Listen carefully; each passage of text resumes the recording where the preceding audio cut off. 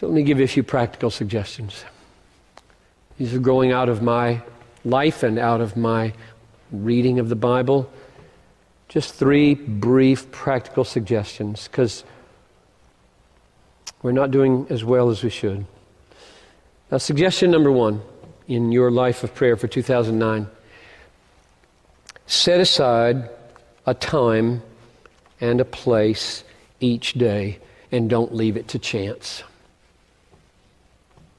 Set aside a time and a place each day and don't leave it to chance.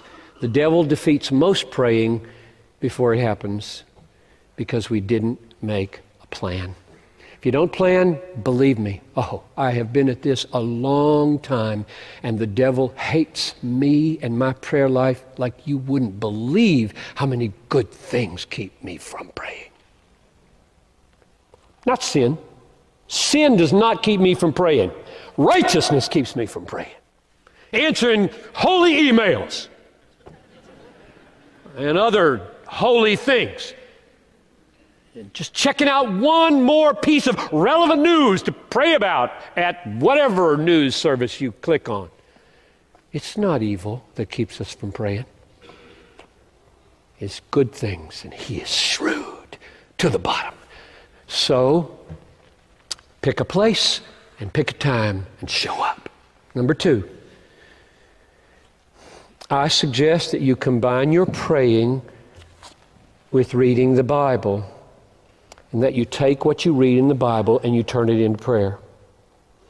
Because your brain, if it's a typical human brain, will have a very hard time holding a train of thought while you pray with no help from the Bible. Try it for just 10 minutes without your brain flipping out onto the dust you see on the Venetian blinds. Just try it. He is wicked in His goodness. It needs to be dusted. Wouldn't be sin to get up and dust it. Would it? Use the Bible and turn the Bible into prayer. Read, pray, read, pray, read, pray, read, pray, as long as you want to or can. That's number 2. Number 3, I suggest that you pray in concentric circles. You can either pray from the outside in or the inside out. And what I mean by concentric circles is, I'm the most needy spiritual person I know. At least I know my sins better than I know anybody else's. So I pray about me a lot. Have mercy upon me. Convict me. Kill me. Change me. Guard me. Humble me. Destroy those aspects of me. I pray about me a lot because of how sinful I am. And then you move out from me to my family.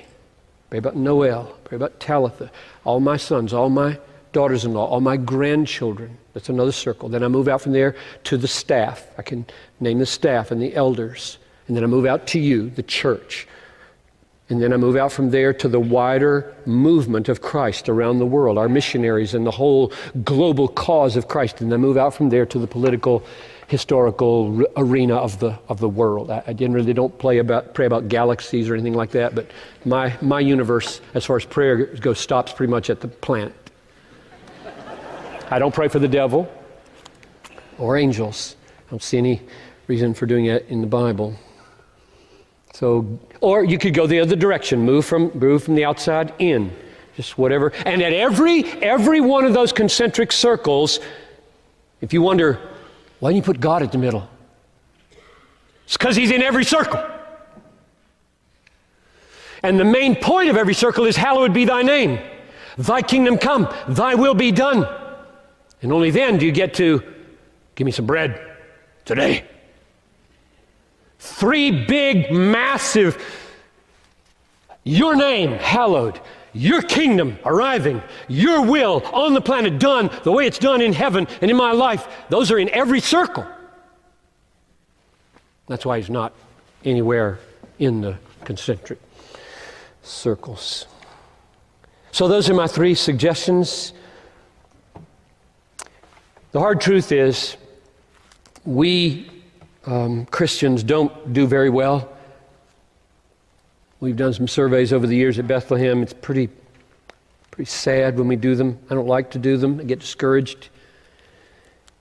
We don't pray very much.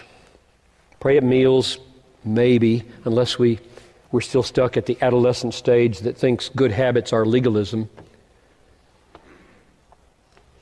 We may whisper prayers before a tough meeting that we're walking into. We may throw him a kiss as we crawl into bed. But we don't set aside significant, regular, daily, disciplined time to pray in those ways much. And we don't think it's worth it to meet with others to pray, by and large.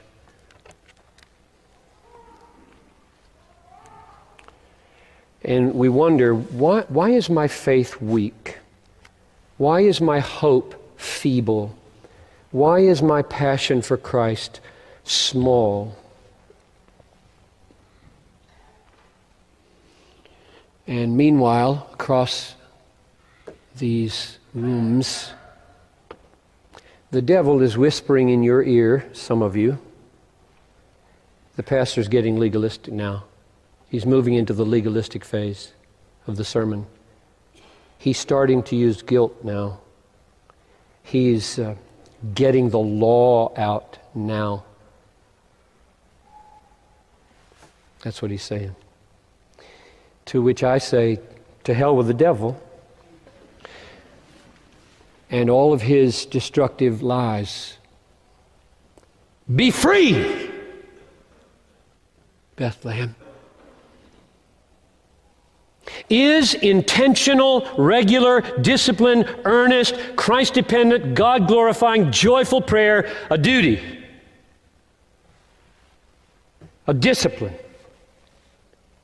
Do I go to prayer meetings Tuesday morning, Wednesday afternoon, Friday morning, Saturday afternoon, Sunday morning, Tuesday mornings or Saturday meeting? Do I do that because it's a duty, out of discipline?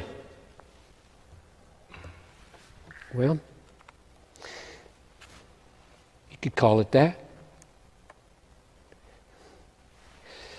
It's a duty the way it's a duty for a scuba diver to put on his air tank before he goes underwater. It's a duty the way pilots should listen to air traffic controllers.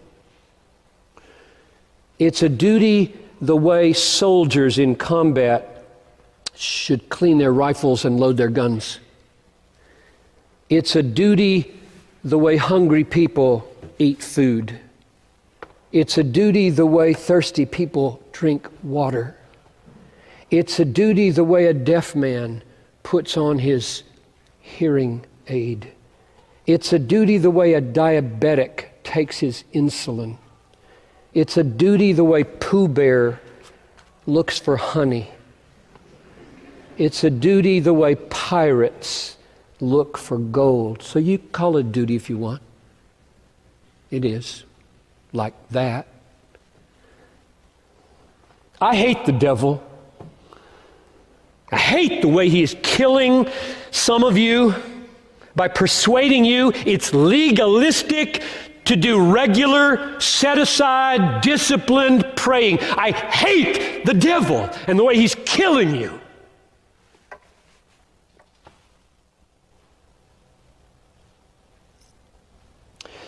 Telling you that it is legalistic to be as regular in your prayers as you are in eating your food, in sleeping, in internet use.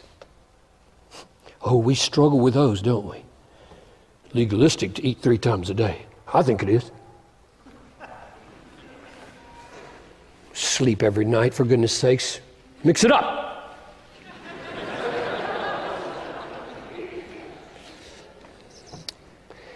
He is laughing up his sleeve at how easy he can take out Christians. The devil is. He is laughing up his sleeve at what suckers we are for his worn out. This is legalism. You should just look at him and say, I'm older than that. I'm not in 5th grade anymore. I've grown up a little bit. Get out of my life. I've got work to do because I am a sinner in desperate need of talking to my King every day. And my sin inclines me to leave it over and over. If I don't set a time and a place, I'm a goner. Let's talk to the devil. Give him some information. He might leave you alone for a while. Probably not. Folks, God has given us means of grace. You know that phrase? God has given us means of grace. If we don't use the means of grace, like praying, to the fullest advantage, our complaints against him will not stick. It's amazing to me how many people get in God's face with complaints when they haven't done it. What kind of a courtroom is this when God can be put in the dock by sinners who don't even use the means of grace he gives us? Amazing. It's amazing. If we don't eat, we starve. If we don't drink, we die of thirst. If we don't exercise a muscle, it atrophies. If we don't breathe, we suffocate. And just as there are physical means of life, there are spiritual means of grace. It's so simple. And so many of you are trying to live your life without breathing, eating, drinking, exercising.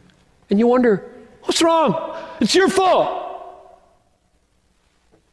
It's his fault.